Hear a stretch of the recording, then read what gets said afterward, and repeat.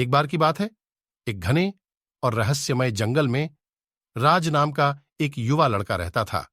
राज अपने माता पिता के साथ जंगल के बीचों बीच बड़ा हुआ था, जो विविध वन्य जीवन का अध्ययन करने वाले शोधकर्ता थे, जो जंगल को अपना घर कहते थे। जंगल ऊंचे ऊंचे पेड़ों, जीवंत फूलों और जानवरों की आवाज की ध्वनि से भरपूर था।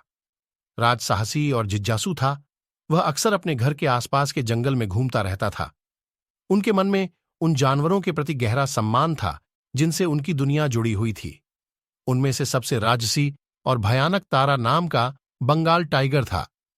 तारा को उसके गहरे रंग की धारियों वाले आकर्षक नारंगी कोट के लिए जाना जाता था, जो जंगल की प्राकृतिक सुंदरता का सच्चा अवतार था। एक दिन जब राज सामान्य से अधिक जंगल में भटक रहा था, उसकी नजर एक बाघ के बच्चे पर पड़ी। शावक अकेला था और खोया हुआ लग रहा था। छोटे असहाय प्राणी को देखकर राज का दिल पिघल गया। उसे वे कहानियां याद आईं जो उसके माता पिता ने उसे जीवन के चक्र और जंगल के नाजुक संतुलन के बारे में सुनाई थीं। बिना किसी हिचकिचाहट के उसने शावक की मदद करने का फैसला किया। जैसे जैसे दिन हफ्तों में बदल गए, राज ने शावक की देखभाल की, उसे खाना खिलाया और संभावित खतरों से बचाया।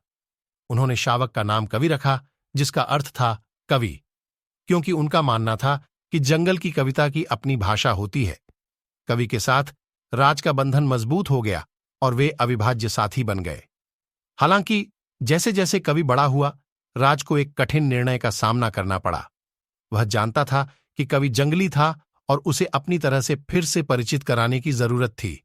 भारी मन से राज कवि को जंगल के अंदर ले गया और उसे वे कौशल सिखाए जिनकी उसे अपने दम पर जीवित रहने के लिए आवश्यकता होगी।